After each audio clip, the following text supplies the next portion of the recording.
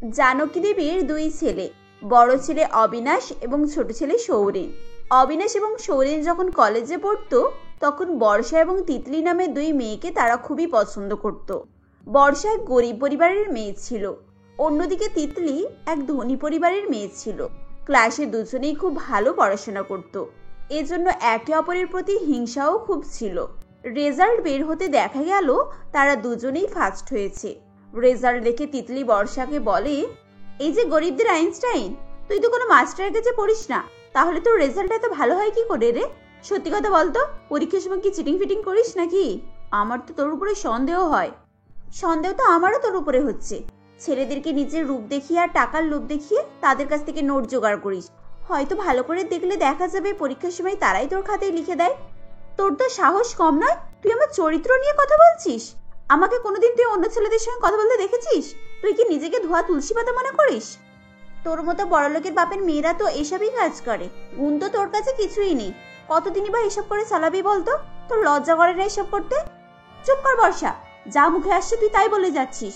তোর মতো মেয়েদের সাথে না কথা বলাই উচিত নয়। উচিত নয় তুই যে পড়ে কথা বলতে এসেছিস কেন? হ্যাঁ, আমি কি তোকে এখানে ডেকে পাঠিয়েছি? সবসময় গায়ে পড়ে কথা বলবে, আবার উচিত অনুচিত করছে। তারা যখন এভাবে ঝগড়া করছিল তখন সেখানে অমিতাভ বাবু নামে এক প্রফেসর আসে এবং বলে, এই তোমরা এখানে কি করছো আর এত কথা কাটাকাটি করছো? স্যার আমি কিছুই করিনি, ওই তো আমাকে উল্টো পাল্টা করে বলছে, সবসময় আমাকে খারাপ কথা বলে। স্যার তিতলি আপনাকে মিথ্যে কথা বলছে, ওই প্রথমে শুরু করেছে সবকিছুটা। তোমাদের গার্জেনের সঙ্গে আমার কথা বলা খুব জরুরি, তোমাদের গার্জেনের সঙ্গে কথা বলাটা দরকার। গার্জেন মিটিং এর কথা শুনে তিতলি এবং বর্ষা ভয় পেয়ে যায়। এরপর তারা দুজনে মিলে নম্রভদ্র গলায় স্যারকে বলে, স্যার আই এম সরি, আমি বোধহয় একটু জোর গলাতেই কথা বলে ফেলেছি, আমাকে ক্ষমা করে দিন, আমি আর এরকম কখনোই করব না। স্যার আমাকেও আপনি ক্ষমা করে দিন, আসলে আমার না মাথা একটু গরম হয়ে গিয়েছিল, তাই আমিও উল্টোপাল্টা বলে ফেলেছি। গার্জেনদের ডেকে কি হবে বলুন? আপনি আমাদের শিক্ষক, আপনি যা বলবেন তাই হবে, আমরা আপনার কথা শুনেই চলবো। হ্যাঁ হ্যাঁ স্যার, আমরা আর ঝগড়া করব না, লাস্ট বারের মতো আমাদেরকে ক্ষমা করে দিন। এইবারের জন্য তোমাদেরকে ছেড়ে দিচ্ছি, নেক্সট বারে আর না দেখি। এই বলে অমিতাভ বাবু তাদেরকে ওয়ার্নিং দিয়ে সেখান থেকে চলে যায়। স্যারের সামনে তারা এভাবে বললেও স্যার চলে যাওয়ার পর আবার তাদের আসল রূপ বেরিয়ে পড়ে। তারা একে অপরকে মুখ ভেঙচে ক্লাসে চলে যায়। এরপর 5 বছর কেটে যায়। জোনাকি দেবীর দুই ছেলের একদিনেই বিয়ে হয়। ছেলেরা তাদের পছন্দের মেয়েদেরকেই বিয়ে করে। বিয়ের পর গৃহপ্রবেশ করার সময় তিতলি ও বর্ষা মুখোমুখি হয়। একে অপরকে দেখে তারা বলে, এ কি বর্ষা, তুই এখানে? তোর কি এই বাড়িতে বিয়ে হয়েছে নাকি? তোর মাথা তো দেখছি এখনো সে আগের মতোই মোটা আছে। বিয়ে না হলে বিয়ের পোশাক পরে এখানে আমি কি করতে আসবো? তবে তুইও নিশ্চয়ই এ বাড়ির বউ হয়েছিস। হ্যাঁ, তুমি তো খুব চালাক, তাই তুমি আমাকে দেখেই ধরে ফেলেছো। বিয়েটা নিশ্চয়ই এরকম চালাকি করেই করেছিস। আমার তো মাথায় আসছে না, দাদা কি দেখে তোকে বিয়েটা করলো? শোন, বিয়ে যখন করেছে তাহলে নিশ্চয়ই কোনো ভালো গুণ দেখেছে। তোর মতো পয়সা দেখে ছেলেদের ফাঁসাবার মেয়ে আমি নয়। আমার দেওরটাকে তো বেশ ভালোই ফাঁসিয়েছিস দেখছি। হায় রে ওর পোড়া কপাল, তোর মতো বউ কপালে জুটলে শত্রুরা দরকারই বা কি? কপাল তো আমার খারাপ, এ বাড়িতে এসে তোর মতো একটা শত্রু পেয়ে গেছি। হ্যাঁ, তোর থেকে বড় শত্রু আর আমার পৃথিবীতে কেউ নেই। তাদের ঝগড়া শুনে পরিবারের সবার চমক লাগে। প্রথম দিন বাড়ির নতুন বউ একে অপরকে এভাবে কটু কথা শোনাবে এবং ঝগড়া করবে, এটা কেউই আশা করেনি। জানকী দেবী তাদের কথাবার্তা শুনে কিছুক্ষণ অবাক হয়ে চেয়ে থাকেন এবং শেষমেশ বলেন, এসব কি কথা বৌমা, তোমরা একে অপরকে চেনো নাকি?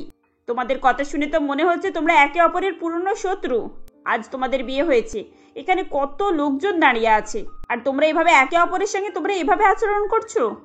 ওহ, তুমিও না ঘরে ঢুকতে না ঢুকতেই চালু করে দিলে। আর তোমরা যখন একে অপরকে ভালোভাবেই চেনো তাহলে তো তোমরা দুজনেই ভালোভাবে থাকবে। কিন্তু এ তো দেখছি প্রথম না ঢুকতেই ঝামেলা চালু করে দিয়েছো। দেখো, ওটা তোমার বড় বৌদি, ওকে অবশ্যই সম্মান করা তোমার উচিত। কি, আমাকে ওকে সম্মান করতে হবে? দেখো, তোমরা আমাকে যা বলবে আমি সবকিছু করতে রাজি আছি, এমনকি আমি বাড়ির সমস্ত কাজকর্মও করতে রাজি আছি, কিন্তু ওকে সম্মান করার কথা আমাকে বলবে না কেউ। ও সম্মান পাওয়ার যোগ্যই নয়। আরে যা যা যা, তোর সঙ্গে কথা বলতেই আমার অস্বস্তি হয়। শোনো, ওকে বারণ করে দেবে, ও যেন আমার সাথে কথা না বলে। এরপর দুই বৌমা যে যার ঘরে চলে যায়। বিয়েতে আসা অতিথিরা একে অপরের দিকে তাকিয়ে বাঁকা হাসি হাসতে থাকে। তারা প্রত্যেকে এই ঝগড়ার আনন্দ নিচ্ছিল। কিন্তু নতুন বউদের এরকম আচরণে সৌরেন, অবিনাশ ও জানকী দেবীর খুব অপমানিত বোধ হয়। পরের দিন সকালে উঠে দুই বউ বাথরুমে যাওয়ার জন্য ঝামেলা বাঁধায়। বাথরুমে টাওয়ালও রেখে বর্ষা নিজের ঘরে যায় এবং গান শুনতে থাকে। কিছুক্ষণ পর তিতলি বাথরুমে এসে ঢুকে যায়।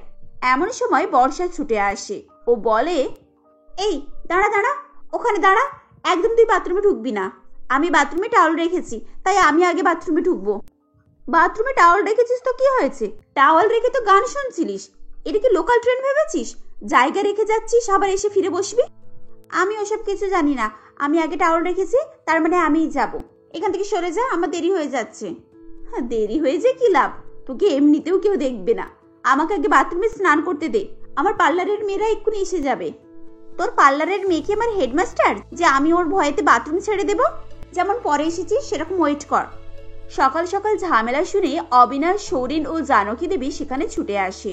জানকী দেবী বলেন, হে উপরওয়ালা, তুমি এ কি দিন দেখাচ্ছ আমাকে? আমার দুই বৌমা দুদিন আসতে না আসতে এরকম ঝামেলা বাঁধিয়ে দিয়েছে। বলি তোমরা কি সব শুরু করলে বলো তো? ভদ্রবাড়ির মেয়েদের কি এসব মানায়? সামান্য সামান্য কথাতেই তোমরা ঝগড়া করছো, অশান্তি করছো। উনি তো নিজের রুমে বসে বসে গান শুনছিলেন। আমি সারাদিন রাত এরকম রুমে বসে থাকবো নাকি? আমাকে রেডি হতে হবে না বুঝি? এই শোন, আমি গান শুনি, নাচে, যা ইচ্ছা করি, তাতে তোর কি রে? তুই কি আমার উপরে নজর রাখছিলিস নাকি? ওরে বাবা, এ তো দেখছি এরা কোনো কিছুতেই চুপ করছে না। বাড়িতে লোকজন আসা শুরু করে দিয়েছে। তোমাদের নিজেদের মান সম্মান না থাকলেও আমাদের তো একটা মান সম্মান আছে নাকি? তোমরা যদি শান্ত না হও, আমি এই অনুষ্ঠানটা বাতিল করে দেব।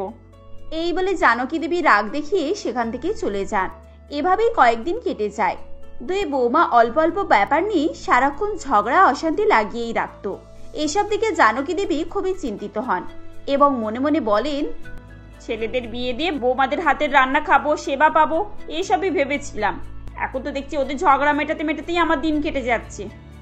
এর থেকে তো ভালো ছিল যদি ছেলেদের বিয়েই না দিতাম, কষ্ট করে রান্না করে খেতাম, কিন্তু বাড়িতে অন্তত শান্তিটুকু থাকতো।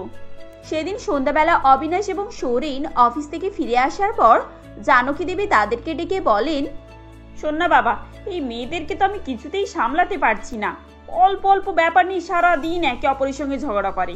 এভাবে যদি বেশি দিন চলতে থাকে তাহলে আমি অসুস্থ হয়ে পড়বো। এইসব অশান্তি আমার আর একদম ভালো লাগছে না। তোরা একটা কিছু ব্যবস্থা কর। পরের দিন অফিস থেকে ফিরে অবিনাশ খুব চিন্তিত মুখে রুমের ভেতরে যায়। তাকে এত টেনশনে দেখে বর্ষা বলে, কি ব্যাপার অবিনাশ, তোমাকে এত চিন্তিত দেখাচ্ছে কেন? কোনো সমস্যা হয়েছে নাকি? এই, তোমার শরীর ঠিক আছে তো? আর বলো না বর্ষা, সব শেষ হয়ে গেছে। আমাদের অফিসের লেবার ফান্ড ছিল, ওখান থেকে 5 লাখ টাকা গায়েব। আবার ওই অ্যাকাউন্টটা পুরোপুরি নিজেই হ্যান্ডেল করি। কিভাবে যে কি হয়ে গেল আমি নিজেও বুঝতে পারছি না। আর কিছুদিনের মধ্যে যদি 5 লাখ টাকা হিসাব না দিতে পারি তাহলে আমার চাকরিটাও যাবে, প্রাণও যাবে। সে কি 5 লক্ষ টাকা? কিন্তু এত টাকা আমরা কোথায় পাবো? এত টাকা তো আমাদের কাছে নেই। এই শোনো না, তুমি ভাইয়ের সঙ্গে কথা বলো না গো, ও যদি কিছু টাকা দিয়ে হেল্প করতে পারে। আমি তো বুঝতেই পারছি না কি মুখ নিয়ে যে ভাইয়ের কাছে বলবো। এর আগের বারে অনেকগুলো টাকা ধার করেছিলাম। ভাই আগের বারে নিজের ফান্ড ভেঙে আমাকে টাকাগুলো দিয়েছিল, কিন্তু সে টাকাও এখনো শোধ করতে পারেনি। এখন কি মুখে যে ওর কাছে যে টাকা চাইতে যাই সেটা বুঝতে পারছি না। এবার তাহলে কি হবে? কিভাবে এই মহাবিপদের হাত থেকে তুমি রক্ষা পাবে? তারা যখন এভাবে কথা বলছিল তখন তাদের ঘরে সৌরেন আসে এবং অবিনাশের হাতে একটি প্যাকেট দিয়ে বলে, দাদা, ওসব কথা এখন বাদ দাও। এই নাও, টাকাগুলো নাও। তোমার কোম্পানিতে গিয়ে হিসাবটা ভেরিয়ে দিও। এই টাকাটা তিতলির অ্যাকাউন্টে ছিল। ওর বাবা তো বিয়ের সময় কিছু নগদ টাকা ওর অ্যাকাউন্টে রেখে গিয়েছিল। সেই টাকাটাই তো তিতলি আমাকে বললো তোমাদেরকে সাহায্য করার জন্য। এই নাও, টাকাটা ধরো, আমি আসছি। পুরো ব্যাপারটা শুনে বর্ষা চুপ করে থাকে। সে মনে মনে তিতলির প্রতি নিজের ব্যবহারের জন্য লজ্জিত হয়। রুমে ফিরে এসে সৌরেন বিছানায় বসতে যাবে কি এমন সময় তিতলি বলে, খুব তো বাবার কাছ থেকে টাকাটা নিয়ে দাদাকে দিয়ে এলে, তো তোমার বড় বৌদি এখন কিছু বললো না? এটা বলেনি যে ধনী অহংকারী বাড়ির মেয়ের বাপের টাকা আমি নেব না? তিতলি, তুমি এমন করে কেন বলছো? ও তো আগে থাকতেই দুজন বন্ধু ছিলে। আর তাছাড়া বাড়ির লোকের বিপদে বাড়ির লোকই তো দেখবে। আজকে হয়তো আমি ওকে দেখেছি, কালকে হয়তো আমার বিপদে ও থাকবে। সেসব সময় এলেই দেখা যাবে। তখন কোন ভাই তোমার পাশে এসে দাঁড়ায় না, আমিও দেখব। এই বলে মুখ গোমড়া করে তিতলি ঘুমিয়ে পড়ে। ঘুমিয়ে পড়ার ঘন্টা দুয়েক পর হঠাৎ সৌরেনের চিৎকারে তিতলির ঘুম ছাড়ে। উফ উফ, তিতলি, আমার পেটের ব্যথাটা খুব বেড়েছে। সৌরেন, সৌরেন, কি হয়েছে তোমার? তুমি এরকম করছো কেন? এই কদিন ভরেই পেটের ব্যথাটা বেড়েছে। জানো, আমার মনে হচ্ছে পেটের অ্যাপেন্ডিক্সটা ফেটেই গিয়েছে। আমি মনে হচ্ছে আর বাঁচবো না। ওফ, প্রচন্ড কষ্ট হচ্ছে জানো। ও বাবারে, তুমি তাড়াতাড়ি ডাক্তারকে ফোন করো। আরে আরে এসব কেন বলছো তুমি? একটু জল খাও, দাঁড়াও আমি এক্ষুনি মাকে ডেকে আনছি। এরপর তিতলি জানকী দেবীকে ডেকে তোলে। শব্দ পেয়ে অবিনাশ এবং বর্ষাও ওঠে। এরপর তারা সৌরেনের ঘরে আসে। এদিকে সৌরেন ছটফট করতে থাকে। অবিনাশ ও জানকী দেবীকে দেখে তিতলি বলে, মা আপনার ছেলের হঠাৎ করে পেট ব্যথা শুরু হয়েছে। আমি জল খাওয়ালাম, ওষুধ খাওয়ালাম, তাতেও কোনো কাজ হচ্ছে না। 1 ঘন্টা ধরে ও কষ্ট পাচ্ছে মা। হ্যাঁ রে ভাই, তোর পেটের ব্যথার ওষুধটা কি টাইম মতো খাচ্ছিস না? তাছাড়া তুই আমাকে তো কমসে কম বলতে পারতিস যে ওষুধটা ঠিক টাইমে আনার জন্য। আচ্ছা যাই হোক, চল চল তাড়াতাড়ি চল। আর এখানে দাঁড়িয়ে থেকে লাভ নেই, হসপিটালে চল, এক্ষুনি তোকে নিয়ে যেতে হবে। এই বলে অবিনাশ সৌরেনকে বাইকে বসিয়ে কোমরে কাপড় বেঁধে হাসপাতালে নিয়ে যায়। হাসপাতালে সারা রাত থেকে পরের দিন সৌরেনকে নিয়ে বাড়ি ফিরে আসে। এদিকে সারা রাত ধরে 3 বউ শাশুড়ি জেগে বসেছিল। 2 ছেলেকে বাড়ি ফিরতে দেখে তাদের মুখে হাসি ফুটে ওঠে। ছেলেদের সামনে গিয়ে জানকী দেবী বলেন, দেখলে তো বৌমা, বিপদের সময় ভাই ভাইয়ের কাজেই লাগে। আজ আমার 2 ছেলে একে অপরের পরিপূরক। তিতলি এবং বর্ষাও তাদের ভুল বুঝতে পেরেছিল। তারা তাদের ভুলের জন্য এবং খারাপ আচরণের জন্য একে অপরের কাছে ক্ষমা চায়। এরপর থেকেই তারা সুখে শান্তিতে একসঙ্গে বসবাস করতে থাকে।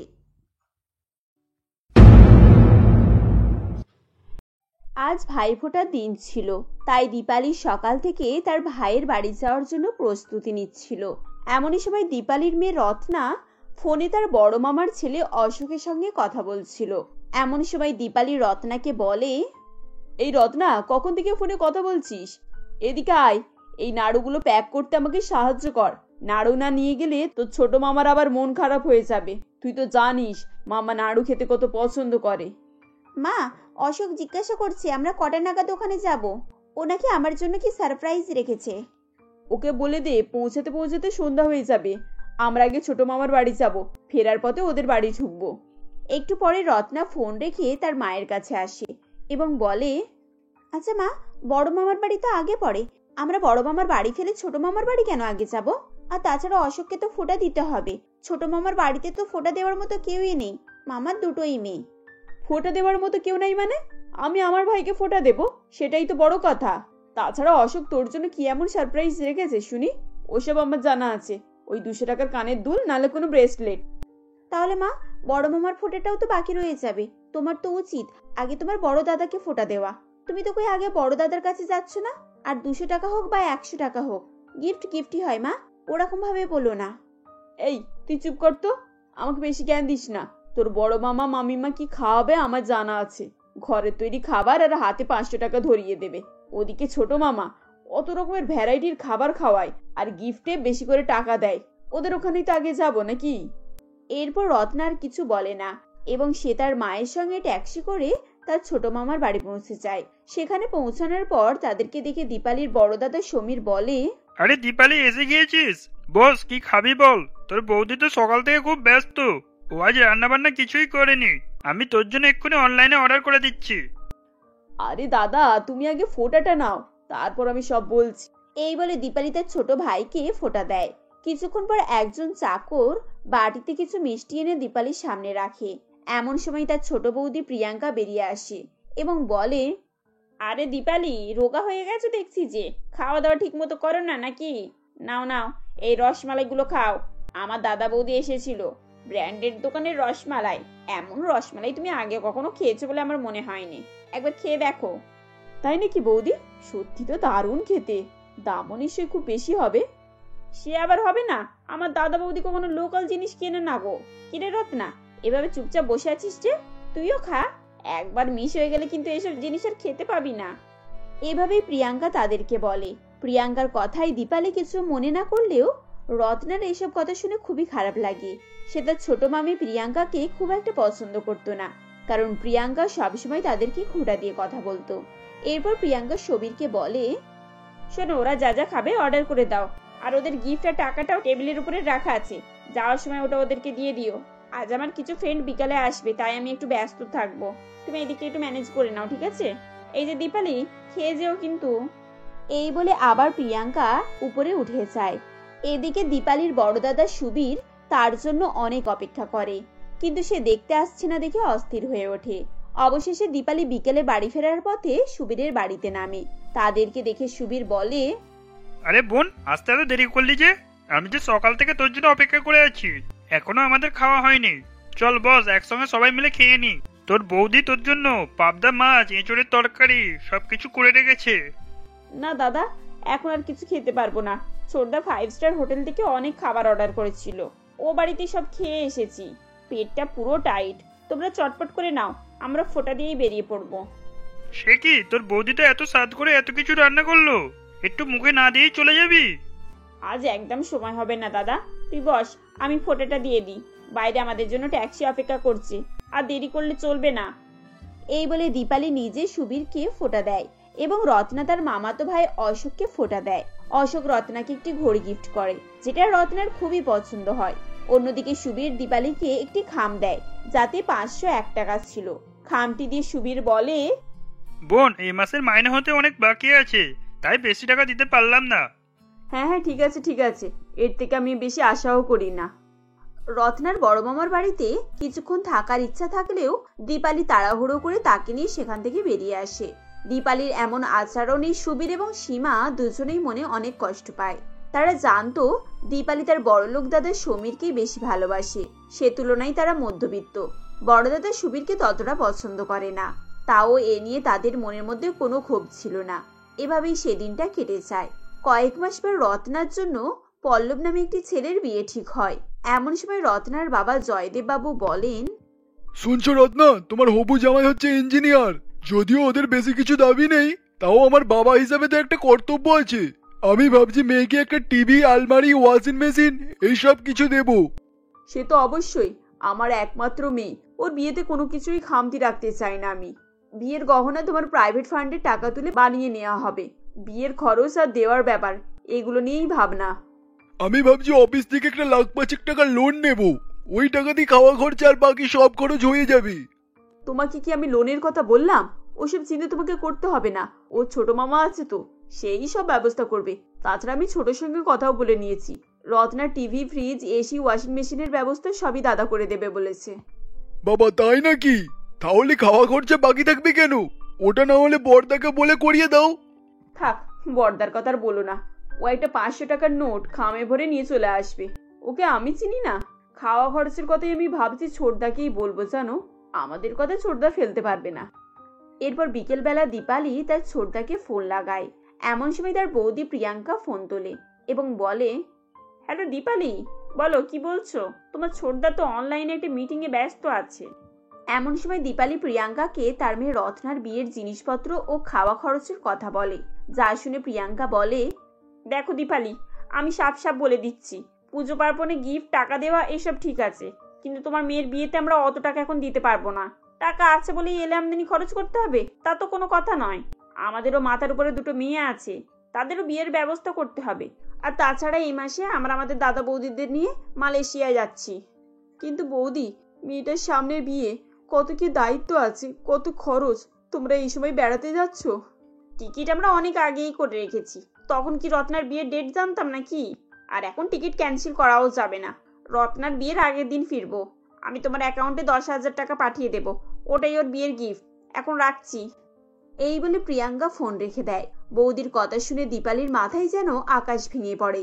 সে কি করবে কিছুই বুঝতে পারছিল না। সে সঙ্গে সঙ্গে তার স্বামী জয়দেব বাবুকে গিয়ে তার বৌদি সমস্ত কথা খুলে বলে, যা শুনে জয়দেব বাবু বলেন, বেশ, তাহলে আর কি, হাত পা তুলে নাচো, ছোটদা ছোটদা করে তো পাগল হয়ে যাও। দেখলে তো ছোটদা এবার কিরকম ফাঁসিয়ে দিল। তুমি তো আমাকে অফিস থেকে লোনটাও তুলতে দিলে না। এখন এই লাস্ট মোমেন্টে আমি টাকাটা কোথায় থেকে জোগাড় করব? এই সময় তো কেউ আমাকে টাকা ধারও দেবে না। আমি কি করে জানবো বলো যে ছোটদা এরকম করবে? এখন কি হবে বলো তো, আমি তো কিছুই বুঝতে পারছি না। ঠিক এমন সময় দীপালির বড়দা সুবীর ও তার বড় বৌদি সীমা তাদের ছেলে অশোককে নিয়ে সেখানে এসে উপস্থিত হয় এবং একটি সুটকেস দীপালির হাতে দিয়ে বলে, বোন, এই নাও, এই সুটকেসে 5 লাখ টাকা আছে, এটা রত্নার বিয়ের কাজে লেগে যাবে। সুবীরের কথা শুনে দীপালি অবাক হয়ে যায় এবং বলে, কিন্তু দাদা, তুমি এত টাকা কোথায় পেলে? রত্না হওয়ার পর থেকে আমি একটু একটু করে টাকা জমিয়েছি, যাতে ওর বিয়ের সময় একটা ভালো করে গিফট দিতে পারি। আর তুই তো জানিস আমার একটাই ছেলে অশোক, এখনো অনেক ছোট, পড়াশোনা করছে। ও উপরওয়ালার আশীর্বাদ থাকলে ওর জন্য আমার আর কোনো চিন্তা ভাবনাই নেই।